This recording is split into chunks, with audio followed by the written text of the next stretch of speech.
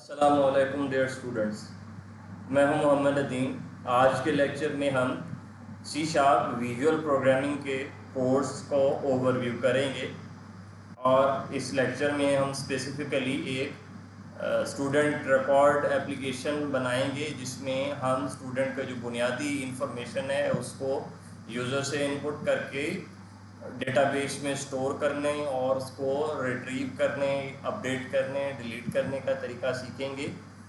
हम इसमें देखेंगे कि हम किस तरह से फॉर्म के अंदर अपने कंट्रोल्स ऐड कर सकते हैं यूजिंग विजुअल डिज़ाइनर और यूजिंग कोड। उनके साथ जो मुख्तलिफ प्रॉपर्टीज़ हैं हमारे कंट्रोल्स की किस तरह से सेट की जा सकती हैं, उनके साथ जो उनके इवेंट हैं वो किस तरह से ऐड किए जा सकते हैं। But before starting our project, let us review some theoretical basics of this course। जो हमने इस कोर्स में कुछ theoretical चीज़ें देखी हैं, ज़रा हम उनको समझने की कोशिश करते हैं और उसके बाद फिर हम ये एप्लीकेशन बनाएंगे। अगर आप चाहें तो इस पूरे सेक्शन को आप स्किप कर सकते हैं और आप डायरेक्टली जो हमारा एप्लीकेशन डेवलपमेंट वाला पोर्शन है उस पर जंप कर सकते हैं।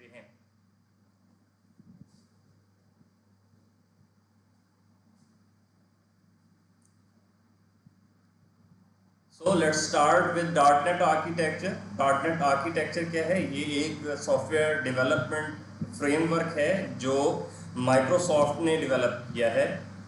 ये web applications, desktop applications, mobile applications, cloud applications और इवन आईओटी एप्लीकेशंस बनाने के लिए हमें rich set of libraries provide करता है, जिनको इस्तेमाल करते हुए हम बहुत ज़्यादा आसानी से और बहुत जल्दी ये एप्लीकेशन डेवलप कर सकते हैं। ये जो आर्किटेक्चर है ये एक लेयर्ड आर्किटेक्चर है जिसमें हमारा जो फ्रेमवर्क है उसको मुख्तलिफ लेयर्स में डिवाइड किया गया है, जैसे कि आप अपनी स्क्रीन पर इस पिक्चर में देख सकते हैं। यहाँ पर आप देखें कि हमारा जो आर्किटेक्चर है उसकी जो सबसे बेस पे लेयर है वो है common language run time. Common language run time memory management, thread management, code safety and verification और जस्ट इन टाइम कंपाइलेशन की सहूलियत फ्राहम करता है। जितनी भी डॉटनेट लैंग्वेजेस हैं वो पहले इंटरमीडिएट लैंग्वेज में कन्वर्ट की जाती हैं और फिर जब हम उनको एग्जीक्यूट करना चाहते हैं तो जस्ट बिफोर एग्जीक्यूशन उनको CLR के हवाले कर दिया जाता है, जो इस इंटरमीडिएट कोड को मशीन कोड में तब्दील करता है। इस सारे प्रोसेस को समझने के लिए हम इस फ्लो चार्ट पर गौर करते हैं।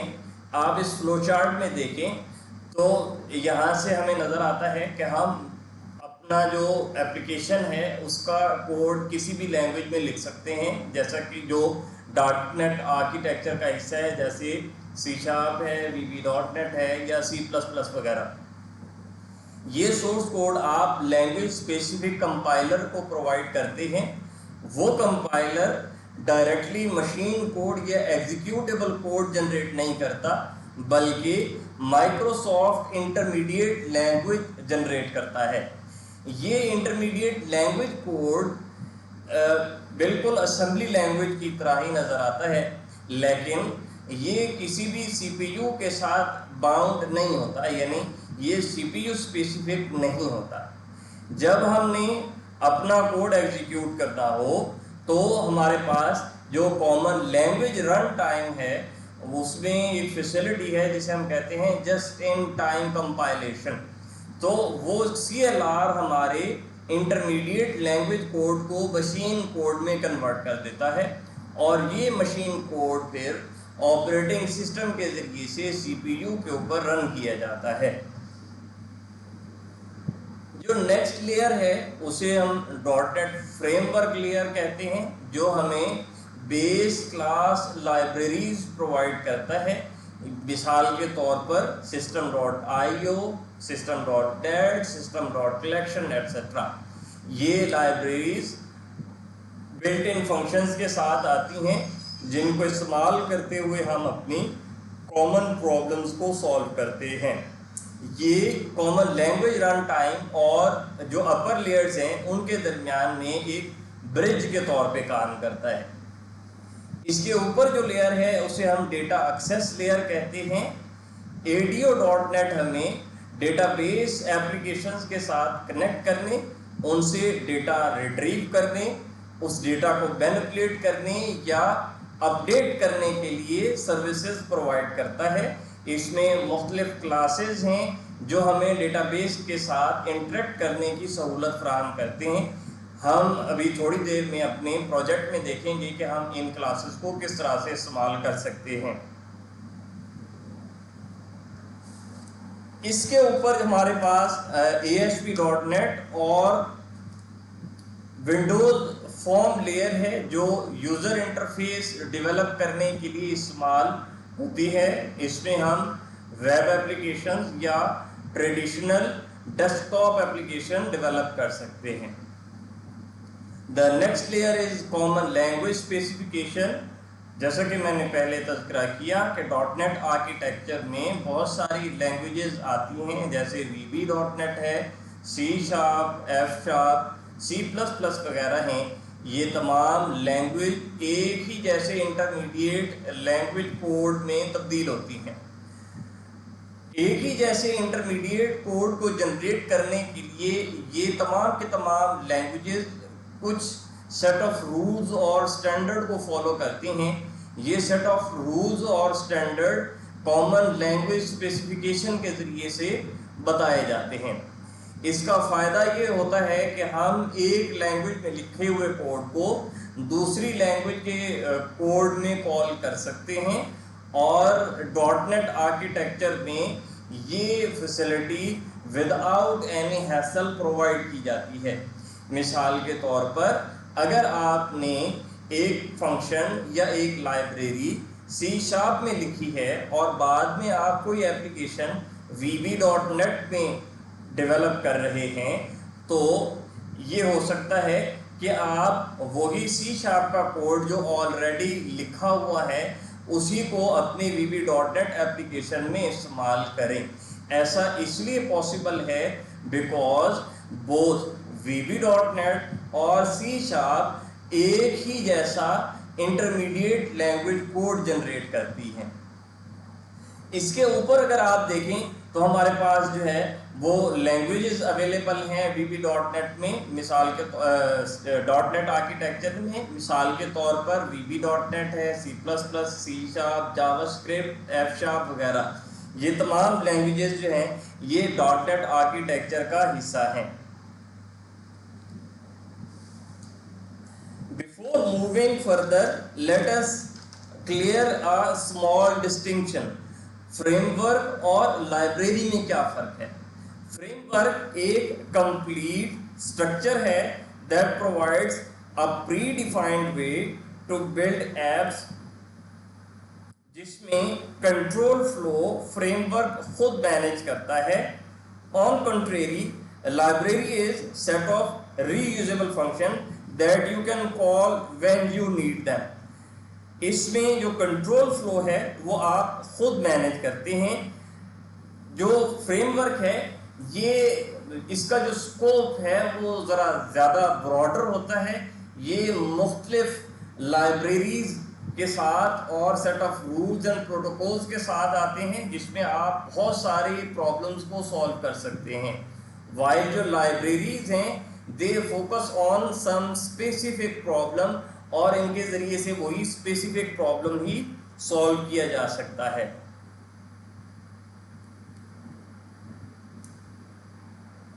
Now let's move on to the main topic, Windows Form.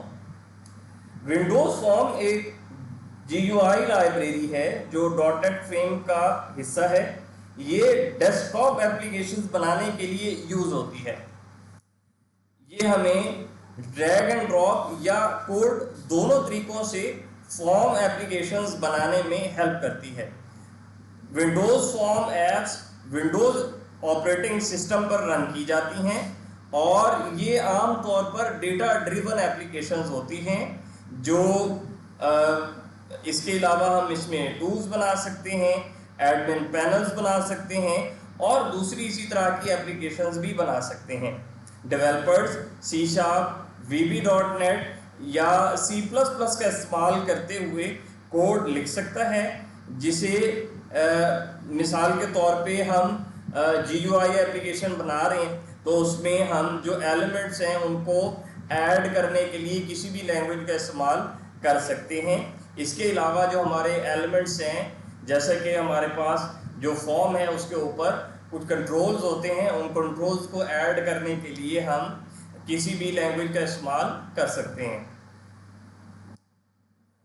कुछ कॉमन कंट्रोल्स हैं जो हम अपनी ग्राफिकल यूज़र इंटरफेस एप्लीकेशंस में देखते हैं। मिसाल के तौर पे लेबल्स, ये स्टैटिक डिस्प्ले के लिए इस्तेमाल किए जाते हैं।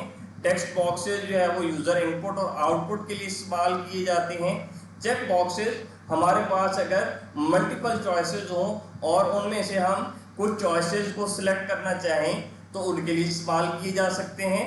रेडियो बटन तब इस्तेमाल की जाती हैं जब हमारे पास चॉइसेस में से सिर्फ एक को सिलेक्ट करने का ऑप्शन हो। चेक बॉक्स में और रेडियो बटन में ये फ़र्क है कि आप चेक बॉक्सेस में एक से ज़्यादा चेक बॉक्सेस को चेक कर सकते हैं, सिलेक्ट कर सकते हैं, जबकि रेडियो बटन में जब आप रेडियो बटन एक को सिलेक्ट करते हैं तो बाकी खुद ब खुद अनसिलेक्ट हो जाते हैं। इसके अलावा हम कॉम्बो बॉक्स का इस्तेमाल करते हैं। ये कॉम्बो बॉक्स किस लिए इस्तेमाल होते हैं? अगर हमारे पास list of items already available है और उसमें से हम कोई एक सिंगल आइटम सेलेक्ट करना चाहते हैं तो उसके लिए हम कॉम्बो बॉक्स का इस्तेमाल करते हैं। लिस्ट बॉक्सेस, ये हमारे पास अगर लिस्ट ऑफ आइटम्स हैं और उसमें से हम मल्टीपल आइटम्स को सिलेक्ट कर सकते हो करना चाहें तो उसके लिए लिस्ट बॉक्स का इस्तेमाल किया जाता है। इसके अलावा पिक्चर बॉक्स, ये हमारे पास जो है इमेजेस को मुख्तलिफ जो फॉर्मेट्स में अवेलेबल होते हैं उनको दिखाने के लिए इस्तेमाल होता है। डेट टाइम को इनपुट करने के लिए या डिस्प्ले कराने के लिए हम डेट टाइम पिकर का इस्तेमाल करते हैं। और अगर हमारे पास डेटा टेबुलर फॉर्म में हो तो हम उसके लिए डेटा ग्रिड व्यू का इस्तेमाल करते हैं। और जो हमारे एक्शंस होते हैं उनको ट्रिगर करने के लिए हम बटन्स का इस्तेमाल करते हैं। अभी मैंने जो आपको एक फॉर्म दिखाया है उसमें अगर आप देखें तो ये जो हमारे पास नेम है ये हमारा एक लेबल है, ये सामने इसके एक इनपुट बॉक्स यानी टेक्स्ट बॉक्स है, इसी तरह से ये भी टेक्स्ट बॉक्स है, ये भी टेक्स्ट बॉक्स है, ये प्रेफरेंसेस का लेबल है और उसके सामने हमारे पास कुछ लिस्ट ऑफ आइटम्स हैं जिनमें से हम सिर्फ एक को सिलेक्ट कर सकते हैं। ये एक टेक्स्ट बॉक्स है। सिमिलरली ये जो है ये हमारे पास चेक बॉक्स है। ये हमारे पास रेडियो बटन्स हैं, जब हम एक बटन को सिलेक्ट करते हैं तो दूसरा बटन हमारा ऑटोमेटिकली क्या हो जाता है, अनसिलेक्ट हो जाता है। इसके बाद हमारे पास ये बटन है, जब हम इसको क्लिक करते हैं तो ये क्या करता है, कोई ना कोई इवेंट जो है उसको ट्रिगर करता है, कोई एक्शन परफॉर्म करता है। अब हम ज़रा देखते हैं कि हम ये कंट्रोल्स जो हैं और इनके जो एट्रीब्यूट्स हैं वो किस तरह से अपनी एप्लीकेशन में ऐड कर सकते हैं। सबसे पहले हम अपने विजुअल स्टूडियो में जाते हैं। यहाँ पर हम एक नया प्रोजेक्ट क्रिएट करते हैं। मैं यहाँ से सिलेक्ट करूँगा विंडोज़ फॉर्म ऐप, यहाँ से हम नेक्स्ट करेंगे और फिर हम इसका नाम रखेंगे लेट्स सपोज आई से इट स्टूडेंट इन्फो या स्टूडेंट रजिस्ट्रेशन वगैरह, ये इस तरह का हमने कोई इसका नाम रख दिया। Let's create the project.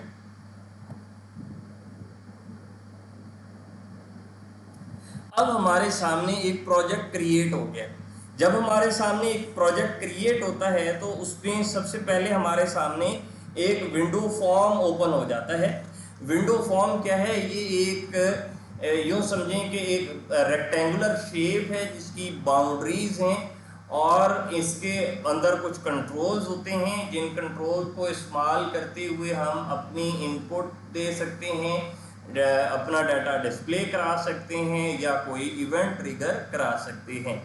अगर हम अपने इंटरफेस को देखें विजुअल स्टूडियो के तो यहाँ पर हमारे पास ये मेन्यूज़ हैं, उसके नीचे हमारा टूल बॉक्स है, साइड में हमारे पास कुछ जो है वो टूल्स अवेलेबल हैं। मिसाल के तौर पर सॉल्यूशन एक्सप्लोरर, ये क्या करता है, ये हमें इसमें हमारे पास जो फॉर्म हमारे एप्लीकेशन में अवेलेबल हैं या जो हमने क्लासेस वगैरह बनाई हैं, जो फोल्डर हमने बनाए, वो तमाम के तमाम यहाँ पर आपको नज़र आ रहे होते हैं। इसके अलावा प्रॉपर्टीज़, जो भी कंट्रोल हम सिलेक्ट करते हैं, लेट्स सपोज मैंने अपना फॉर्म सेलेक्ट किया है, तो इस कंट्रोल की जो प्रॉपर्टीज़ होती हैं उनको देखने के लिए हम प्रॉपर्टीज़ के ऊपर क्लिक करते हैं, तो उसके जो प्रॉपर्टी विंडो है वो ओपन हो जाती है और जो जो प्रॉपर्टीज़ यहाँ पर अवेलेबल हैं फॉर्म की, वो नज़र आना शुरू हो जाती हैं।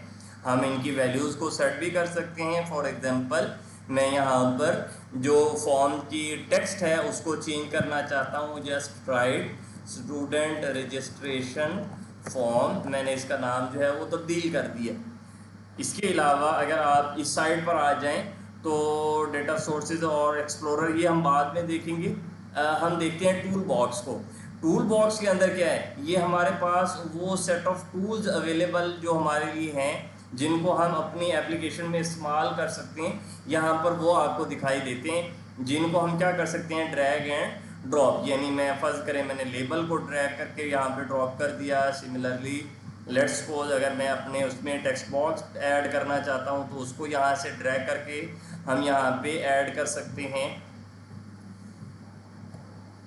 हमने ये तरीका जो है वो आमतौर पर हम ये काम सारा प्रोग्रामेटिकली कोड के ज़रिए से करते हैं, बिकॉज आपने लामहला तौर पर पेपर में अपने जो है वो कागज़ के ऊपर ये सारा कुछ लिखना होता है, तो वहाँ पर आपके पास विजुअल डिज़ाइनर अवेलेबल नहीं होता। तो कोड पार्ट देखने के लिए ये हमारा डिज़ाइनर व्यू है। हम अगर कोड व्यू देखना चाहते हैं, जहाँ पर हम कोड में ये तमाम कंट्रोल्स ऐड करेंगे या इन कंट्रोल्स को वैल्यूज़ प्रोवाइड करेंगे, उसके लिए हम यहाँ पे राइट क्लिक करते हैं और व्यू कोड वाले सेक्शन में चले जाते हैं। यहाँ पर आप देखें एक क्लास क्रिएट की गई है फॉर्म 1 के नाम से। ये क्लास उसी नाम से होगी जिस नाम का हमने फॉर्म क्रिएट किया है, ठीक है। इस क्लास के एक कंस्ट्रक्टर है जिसमें एक फंक्शन कॉल किया जाता है इनिशियलाइज कंपोनेंट। ये इनिशियलाइज कंपोनेंट वाला फंक्शन क्या करता है, ये हमारे जो विजुअल डिज़ाइनर है उसके ज़रिए से जो हम अपने कंट्रोल्स ऐड करते हैं उनका कोड लिखता है। फॉर एग्जांपल मैंने अगर यहाँ से ड्रैग किया लेबल को, तो ये लेबल कहीं ना कहीं कोड में ऐड किया गया है, ठीक है। या फॉर एग्जांपल मैंने यहाँ पे एक टेक्स्ट बॉक्स ऐड किया। अब इसके लिए जो कोड है वो हमारा विजुअल स्टूडियो खुद लिखेगा, हमने जस्ट इसको ड्रैग एंड ड्रॉप करना है। वो कोड कहाँ पर लिखा होगा, अगर मैं इसके ऊपर क्लिक करता हूँ ड्रॉप डाउन के ऊपर, तो आप यहाँ पर देखें डिज़ाइन फॉर्म 1.designer.cs की एक क्लास अवेलेबल है। अगर मैं इसके ऊपर क्लिक करूँ तो यहाँ पे देखें ये हमारे जो डिज़ाइनर जनरेटेड कोड है वो यहाँ पे आ गए, यानी जो हमने कंट्रोल जनरेट किया है उसका कोड यहाँ पे ऐड हो गया। हमने यही कोड आज खुद जो है वो कोड व्यू में ऐड करना है। हम इसको समझेंगे भी और इसको परफॉर्म भी करेंगे।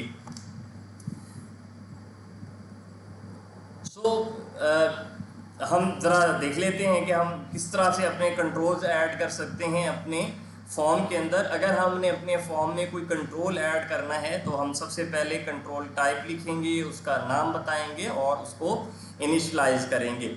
और अगर हम इनिशियलाइज करते हुए कुछ प्रॉपर्टीज़ सेट करना चाहते हैं तो हम वो भी डायरेक्टली सेट कर सकते हैं। जैसे कि आप यहाँ पर देख सकते हैं, यहाँ ये जो 2 ब्रैकेट्स हमने लगाई हैं इनके दरमियान में जो प्रॉपर्टीज़ हैं उनकी वैल्यू सेट की जा सकती हैं, या फिर हम उसको without setting any property just initialise करते हैं और एक्सप्लिसिटली बाद में हम क्या करते हैं उन प्रॉपर्टीज़ को सेट करते हैं।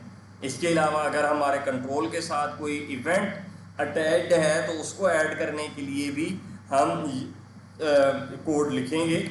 यानी हम सबसे पहले क्या लिखेंगे, control name dot event name. हर कंट्रोल के कुछ स्पेसिफिक इवेंट्स अवेलेबल होते हैं, हम उस इवेंट का नाम लिखेंगे। जस्ट फॉर एग्जांपल अगर मैं बटन की बात करूं तो बटन में क्लिक का एक इवेंट होता है। क्लिक का इवेंट परफॉर्म करने के लिए हम यहाँ पर जो इवेंट का नेम है वो क्या लिखेंगे, क्लिक, और उसके साथ हम क्या लिख देंगे, वो मेथड लिखेंगे जो इस इवेंट को परफॉर्म करेगा। जो इवेंट हैंडलर मेथड है उस पर जाने से पहले हम ज़रा देखते हैं कि हम कंट्रोल किस तरह से ऐड करते हैं। मैं यहाँ से राइट क्लिक करता हूँ, कोड वाले सेक्शन में चला जाता हूँ और यहाँ पर हम कुछ अपने कंट्रोल्स ऐड करना चाहते हैं। कौन कौन से कंट्रोल्स हैं जो हमने ऐड करने हैं, उसके लिए मैं ज़रा अपने जो रेफरेंस फॉर्म है उसके ऊपर जाता हूँ। तो यहाँ पर देखें, स्टूडेंट का नाम, फादर नेम, उसका contact, province, address, is he हाफिज और नॉट, सिंगल और मैरिड, एंड यहाँ पे एक पिक्चर बॉक्स है जिसमें हम अपने पिक्चर ऐड करेंगे। दो बटन दिए हुए हैं, एक बटन डेटा सेव करने के लिए है और दूसरा पिक्चर अपलोड करने के लिए है। तो हम ये तमाम के तमाम चीज़ें अपने फॉर्म में ऐड करेंगे। इसके अलावा अगर आप यहाँ पर देखें तो हमारे पास एक डेटा ग्रिड व्यू भी मौजूद है जिसको हम अपने एप्लीकेशन में ऐड करेंगे। इसलिए हम ये तमाम कंट्रोल्स अपने फॉर्म में ऐड करते हैं। सबसे पहले मैं टेक्स्ट बॉक्सेस बना लेता हूँ। txt name, txt father name, txt contact and txt address। इसके अलावा हमें क्या चाहिए, इसके अलावा हमें चाहिए था combo box to represent provinces, MB provinces, और हमें चाहिए check box to select whether a student is Hafiz or not, CHK Hafiz। और हमें क्या चाहिए, और हमें चाहिए रेडियो बटन, दो बटन चाहिए actually, single and audio narrate. इसके अलावा हमें क्या चाहिए, इसके अलावा हमें एक पिक्चर बॉक्स चाहिए। मैं इसे कहता हूँ, ये स्टूडेंट की पिक्चर को महफूज करने के लिए हम इस्तेमाल करेंगे। इसके अलावा हमें चाहिए डेटा ग्रेड व्यू, DGV इसका नाम रख लेते हैं, या DGV स्टूडेंट्स इसका नाम रख लेते हैं। और हमें चाहिए दो बटन, एक BTN सेव और दूसरा BTN अपलोड। इसके अलावा हमें क्या करना है, इसके अलावा हमें इसमें अगर आप देखें तो कुछ लेबल्स हैं हमारे पास, name, father name, contact, province, address और मैरिटल स्टेटस। अब हम ये लेबल्स वगैरह भी हम क्या कर लेते हैं, बना लेते हैं लेबल।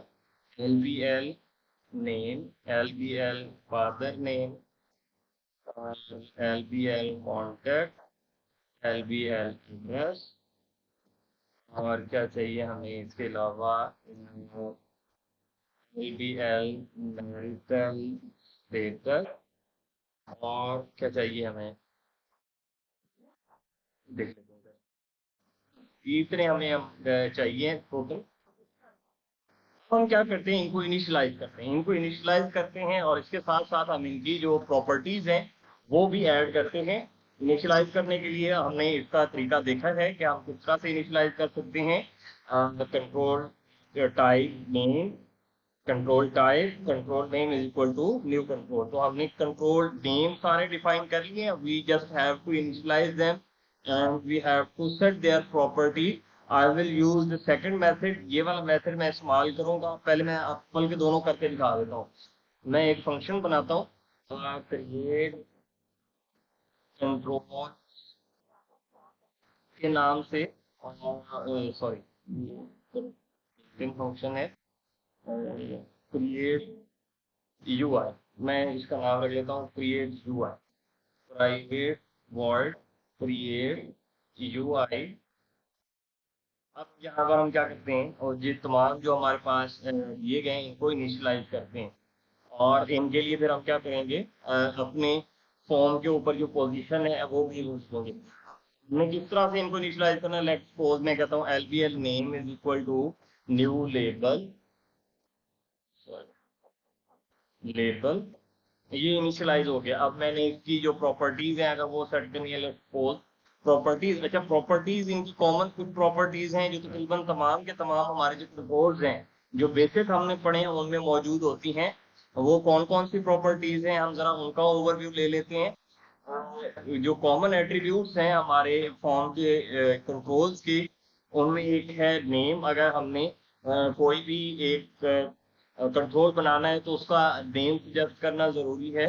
दूसरा टेक्स्ट, उसके अंदर जो विजिबल कंटेंट होगा वो क्या होगा। इनेबल्ड का मतलब है कि क्या वो यूजर जो है वो कंट्रोल के साथ इंटरेक्ट कर सकता है, नहीं कर सकता।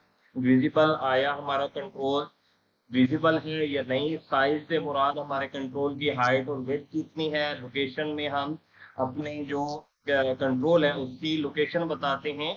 फॉर्म के ऊपर वो हमें कहाँ पर नजर आएगा, उसकी एक्स वाई पोजीशन या टॉप और लेफ्ट पोजीशन बताते हैं। इसके अलावा हम इनके बैक कलर या fore colour to set their background या text.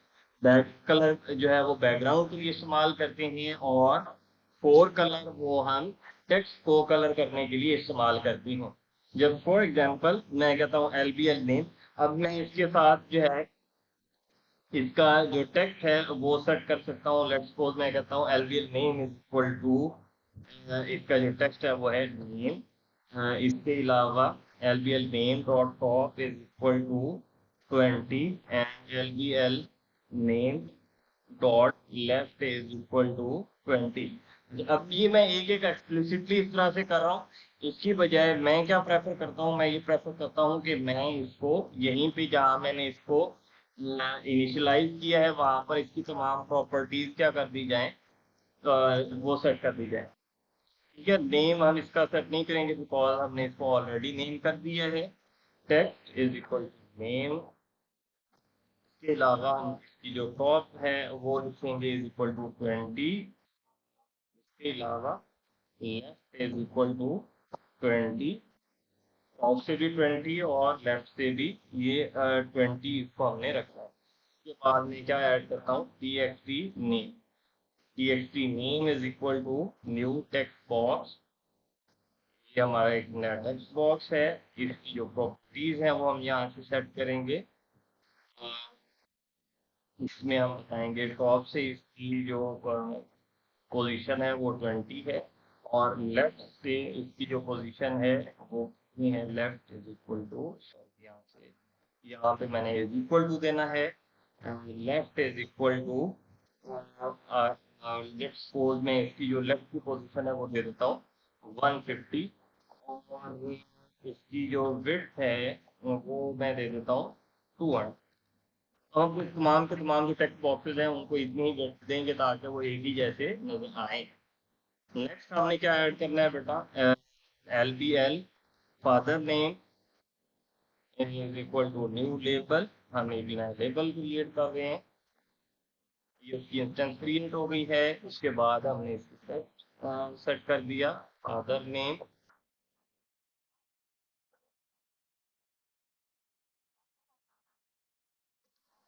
Left is equal to 20 and top is equal to 6। हमारा ये लेक्चर बहुत ज्यादा लंबा ना हो तो मैं जल्दी जल्दी ये करता हूँ कि ये तमाम कंट्रोल्स ऐड करता हूँ और उसके बाद फिर हम क्या करेंगे, मजीद आपके साथ डिस्कस करेंगे। अच्छा बच्चों, मैंने अपने जो तमाम कंट्रोल्स हैं वो अपने फॉर्म में ऐड कर लिए हैं। अब मैं हम इसको रन करके देखते हैं कि हमारा जो फॉर्म है वो बिल्कुल वैसे ही नज़र आ रहा है जिस तरह से हमने अपनी जो एप्लीकेशन है उसमें देखा था।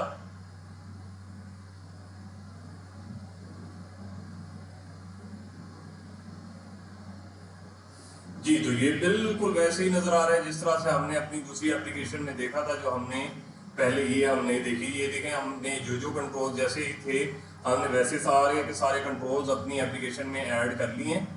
अगर आपको इन कंट्रोल की जो प्रॉपर्टीज हैं उनके बारे में नहीं पता तो आप हमारे जो दूसरे सी शार्प के लेक्चर्स हैं उनको देख सकते हैं, आपको समझ आ जाएगी। वहाँ हमने पूरी डिटेल के साथ इनको डिस्कस किया हुआ है। इस लेक्चर की लेंथ को बहुत ज़्यादा लंबा ना करने की वजह से मैं इन चीज़ों को स्किप कर रहा हूँ। तो हम अब जो है वो नेक्स्ट इसके अंदर अगली जो हमारे पास है इवेंट्स, उनके बारे में स्टडी करेंगे।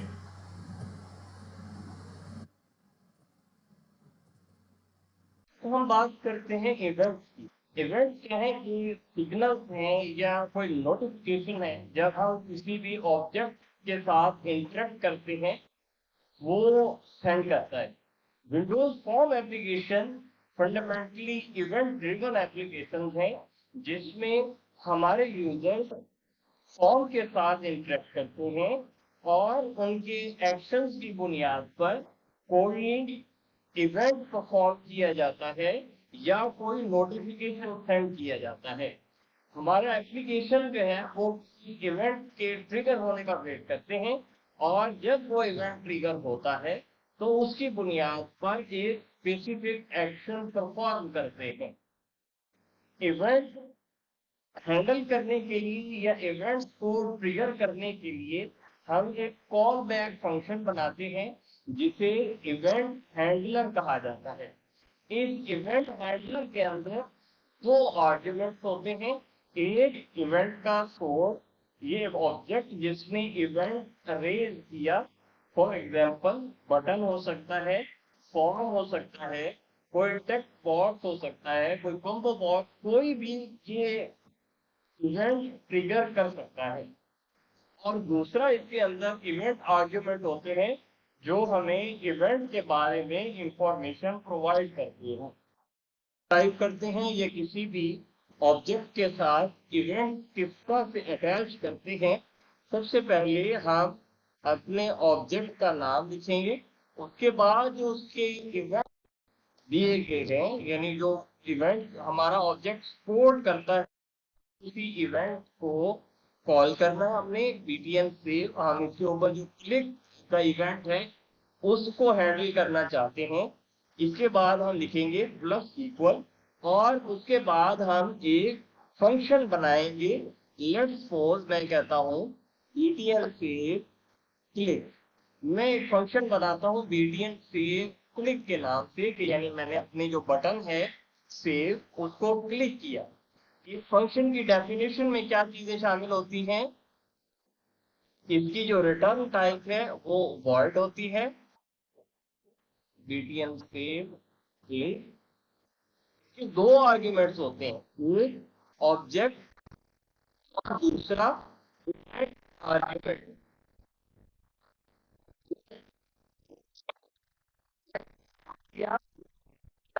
Event argument tells about the event. जिस इवेंट के बारे में हम बात कर रहे हैं उसके बारे में जो इंफॉर्मेशन है वो इवेंट आर्ग्यूमेंट के जरिए से दी जाती है। मैं फिलहाल के लिए एक छोटा सा मैसेज यहाँ पे शो करवा देता हूँ। Message box dot show saved data को क्लिक करेंगे। जिस बटन के साथ हमने अपना इवेंट अटैच किया था, जब मैं इसको क्लिक करता हूँ तो देखें हमारी स्क्रीन के ऊपर सेव्ड डेटा का मैसेज आपको नजर आ रहा है। इनके अलावा बाकी जो हमारे पास एलिमेंट्स हैं फॉर्म के उनके साथ भी इवेंट्स को अटैच किया जा सकता है। मिसाल के तौर पर मैं कहता हूँ सी एच के हाफिज डॉट चेक चेंज। जब हम ये जो चेक है वो इसको चेंज करते हैं, सॉरी चेक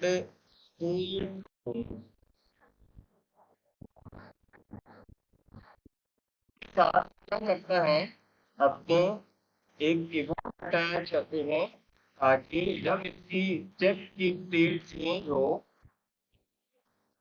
ये चेक चेंज है।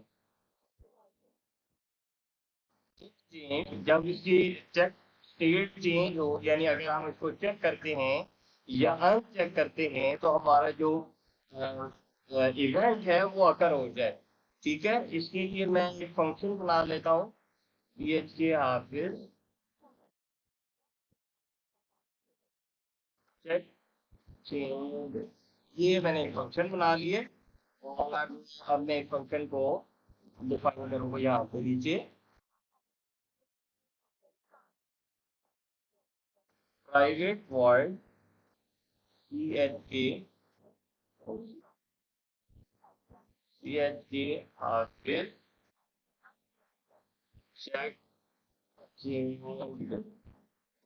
उसी तरह से हम लिखेंगे object send event R E, event के जो हमारे आर्गुमेंट्स हैं उनको पास करेंगे और मैसेज बॉक्स दिखा देंगे यहाँ पर।